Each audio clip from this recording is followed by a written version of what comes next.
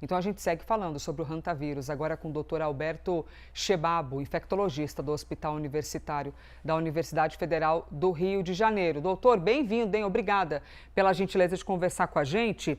E é natural de todos nós, né, seres humanos, que ao ver uma doença que a gente não é habituado a ver, a ouvir, ver que pessoas estão perdendo a vida, infecções sendo compartilhadas dentro de um navio, é natural que exista um pavor das pessoas e agora as autoridades trabalhando para reduzir esse pavor.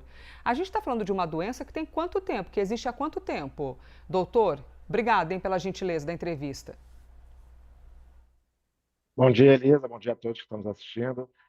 Elisa, é exatamente isso. É uma doença que a gente já conhece há muito tempo, uma doença que a gente já tem bastante experiência. Outra coisa importante é que esse vírus específico que causou esse surto no navio, ele já foi avaliado, já foi visto o material genético dele, já foi sequenciado.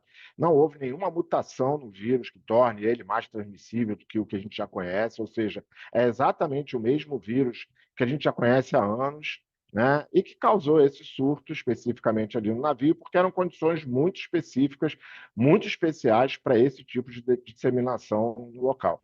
Então, o risco para a população em geral é muito baixo, não é um vírus novo, como o da Covid. A gente tem que lembrar que o SARS-CoV-2 é um vírus completamente novo, desconhecido da gente, dos médicos e dos cientistas, né? Era um vírus com condições muito diferentes do que apareceu agora em relação ao hantavírus e a esse surto nesse navio.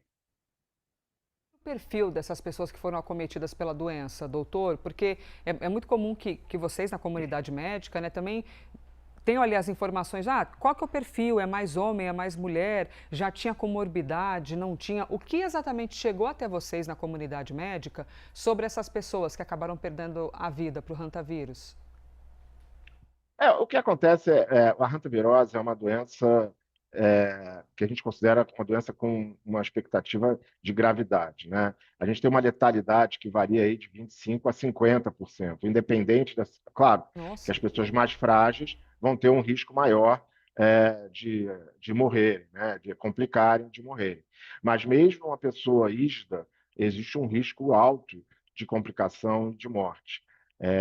O que acontece ali, o que aconteceu especificamente nesse navio é que um passageiro provavelmente já entrou infectado no navio, ele estava dentro do período de incubação, naquele período onde você tem a infecção, mas ainda não manifesta os sintomas, e as condições, né, no navio favorecem esse tipo de transmissão. Outra coisa importante é que das 38 espécies de hantavírus já conhecidas, essa espécie específica que é a andense, né, que é a que causou esses quadros no navio, é uma espécie que tem a capacidade de transmissão interhumana. Ou seja, uma pessoa pode transmitir para outra por via respiratória sem a necessidade do vetor, da presença do vetor, que é são os roedores silvestres, né? E aí, o navio é um ambiente fechado, com ventilação forçada, né, com ar-condicionado o tempo inteiro, com poucas trocas de ar, onde as pessoas ficam convivendo durante dias, né, nesse mesmo ambiente. E outra coisa importante é que o navio estava numa região muito fria, então as pessoas provavelmente ficavam muito pouco fora na área externa, né, fora da área interna do navio, né, ou seja, a maior parte do tempo as pessoas estavam convivendo dentro do navio, na parte interna, com esse risco de transmissão acontecendo por via respiratória lá ali dentro, né? Dentro das Uhum. acomodações do navio, na área comum, nas áreas de restaurante e outras atividades que as Uhum. pessoas fazem dentro de um cruzeiro.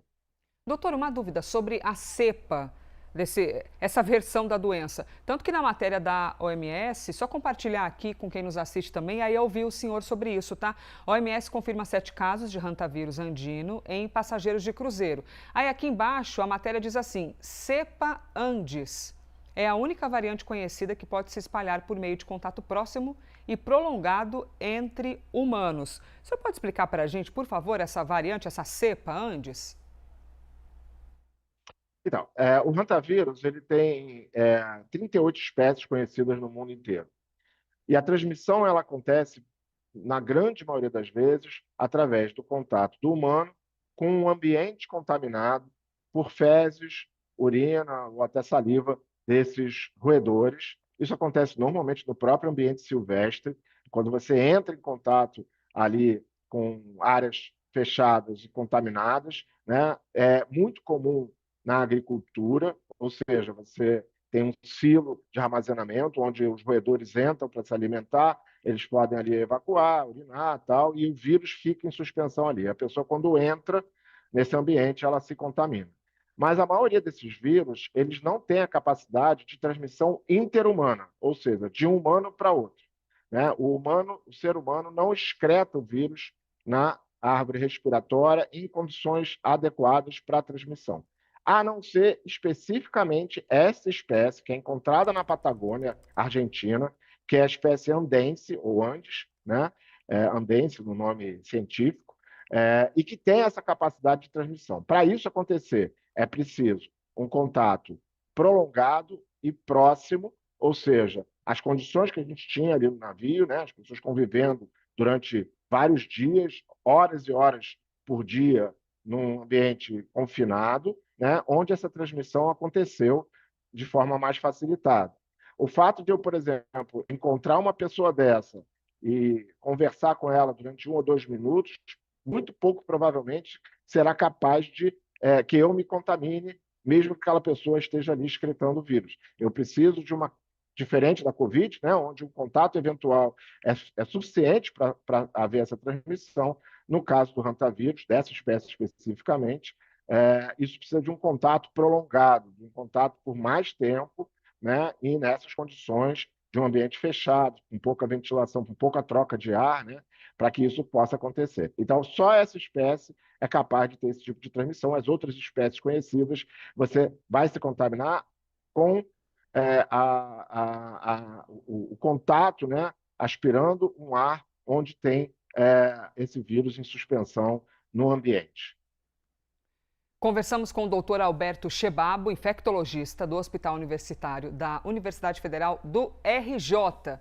Doutor, muito obrigada. E bom frio para vocês também aí no Rio de Janeiro, hein? Porque para os nossos padrões está friozinho demais aqui pelo Sudeste. Obrigada, doutor. Eu que agradeço. Um abraço, até a próxima.